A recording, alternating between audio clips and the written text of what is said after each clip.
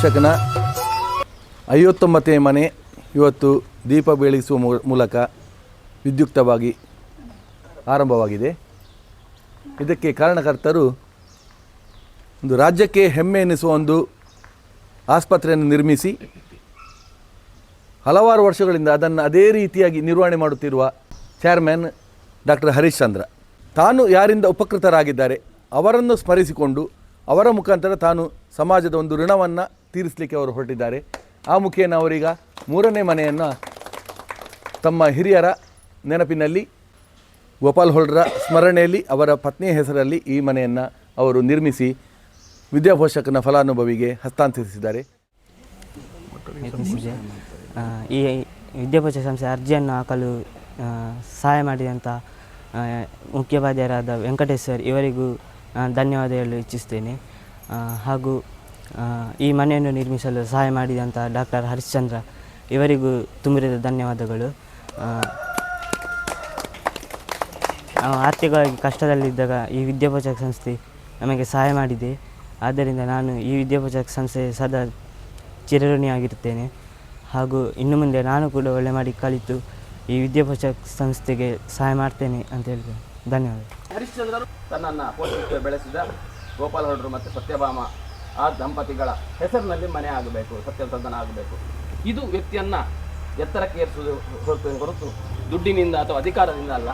ಅದನ್ನು ನಾವು ಕಂಡುಕೊಂಡಿದ್ದೇವೆ. ಅವರ ತಂದೆ ತಾಯಿಯ ಹೆಸರಲ್ಲಿ ಇನ್ನೊಂದು 4ನೇ ಮನೆ, ಅದಕ್ಕೂ ಹೆಸರು ಅವರೇ ಕೊಟ್ಟಿದ್ದಾರೆ.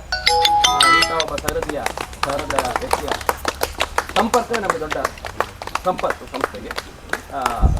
ಅವರ ಧರ್ಮಪತ್ನಿ ಕೂಡ ಅವರ ಈ ಸಾಮಾಜಿಕ ಕೆಲಸಗಳಿಗೆ ತುಂಬ ಪ್ರೋತ್ಸಾಹವನ್ನು ನೀಡ್ತಾ ಇದ್ದಾರೆ, ತುಂಬ ಖುಷಿಪಟ್ಟಿದ್ದಾರೆ. ಒಂದು ಒಳ್ಳೆಯ ಕೆಲಸ ನಮ್ಮ ಯಕ್ಷಗಾನ ಕಲಾರಂಗದಿಂದ ವಿದ್ಯಾಪೋಷಕ ವತಿಯಿಂದ ನಡೆದಿದೆ. ನಾವು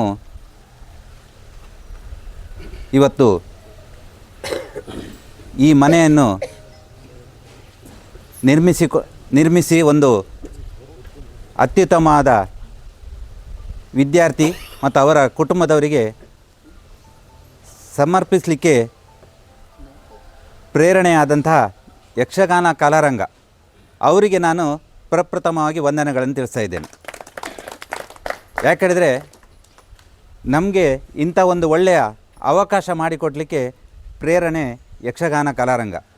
ನನಗೆ ಕಾಣ್ತದೆ ಈ ಯಕ್ಷಗಾನ ಕಲಾರಂಗ ಮತ್ತು ವಿದ್ಯಾಪೋಷಕ ವತಿಯಿಂದ ಇದೇ ರೀತಿಯಲ್ಲಿ ಇವರು ಮುಂದುವರಿದರೆ ಇನ್ನೊಂದು 5-10 ವರ್ಷದಲ್ಲಿ ಉಡುಪಿಯಲ್ಲಿ ಯಾವುದೇ ಒಂದು ಕೆಲಸಕ್ಕೆ, ಉತ್ತಮ ಕೆಲಸಕ್ಕೆ ಪ್ರೇರಣೆಯಾಗುವ ಸಂಸ್ಥೆ ಏನಾದರೂ ಇದ್ದರೆ ಅದು ಯಕ್ಷಗಾನ ಕಲಾರಂಗ ಮತ್ತು ವಿದ್ಯಾಪೋಷಕನ ಒಂದು ಸಂಸ್ಥೆಯಾಗಿ ಬೆಳೀಲಿಕ್ಕೆ ಖಂಡಿತವಾಗಿಯೂ ನಮಗೆಲ್ಲ ಅದರ ಬಗ್ಗೆ ಆಶಾಭಾವನೆ ಉಂಟು.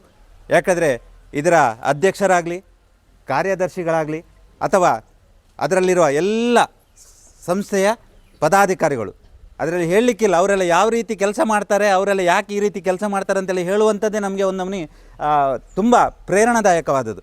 ಯಾಕಂದರೆ ನನಗೆ ಕರೆಕ್ಟ್ ಗೊತ್ತಿಲ್ಲ, ಆದರೂ ಸಮೇತ ನನಗೆ ಗೊತ್ತಿದ್ದ ಒಂದು ನ್ಯೂಸ್ ಅದರ ಪ್ರಕಾರ ನೋಡಿದಾಗ ಇವರು ಹೇಗೆ ಮ್ಯಾನೇಜ್ ಮಾಡ್ತಾರೆ ಅಂತೇಳಿ ನಂಗೆ ಗೊತ್ತಿಲ್ಲ. ಹೆಚ್ಚಿನವರು ರಿಟೈರ್ಡ್ ಆದವರು ಇದ್ದಾರೆ ಇದರಲ್ಲಿ.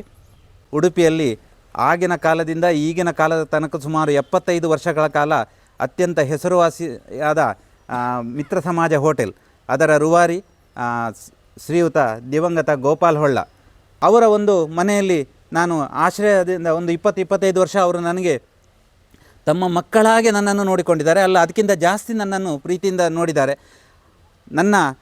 ಮತ್ತು ಅವರ ಮೊದಲನೇ ಮಗ ಡಾಕ್ಟರ್ ಶ್ರೀಧರ್ ಹೊಳ್ಳ, ನಿಮ್ಗೆ ಗೊತ್ತುಂಟು, ಉಡುಪಿಯಲ್ಲಿ ಏನಾದರೂ ಒಂದು ಅತ್ಯುತ್ತಮವಾದ ಆಸ್ಪತ್ರೆ ಇದ್ದರೆ ಅದು ಮಿತ್ರ ಹಾಸ್ಪಿಟಲ್ ಅಂತ ನಿಮ್ಗೆ ಗೊತ್ತುಂಟು. ಅದರ ರೂವಾರಿ ಡಾಕ್ಟರ್ ಶ್ರೀಧರ್ ಹೊಳ್ಳ ಅವರ ಅಂಡರಲ್ಲಿ ನಾನು ಕೆಲಸ ಮಾಡಿದ್ದೇನೆ. ಸೊ ಇವರ ಎಲ್ಲರ ಒಂದು ಪ್ರೀತಿಯಿಂದ ನಾನು ಇವತ್ತಿಗೆ ಉಡುಪಿಯಲ್ಲಿ ಗಾಂಧಿ ಹಾಸ್ಪಿಟಲ್ ಮತ್ತು ಸಮಾಜ ಸೇವೆ ಮಾಡುವಂಥ ಒಂದು ಪಂಚಮಿ ಟ್ರಸ್ಟನ್ನು ಮಾಡಲಿಕ್ಕೆ ಸಹಾಯವಾಗಿದೆ.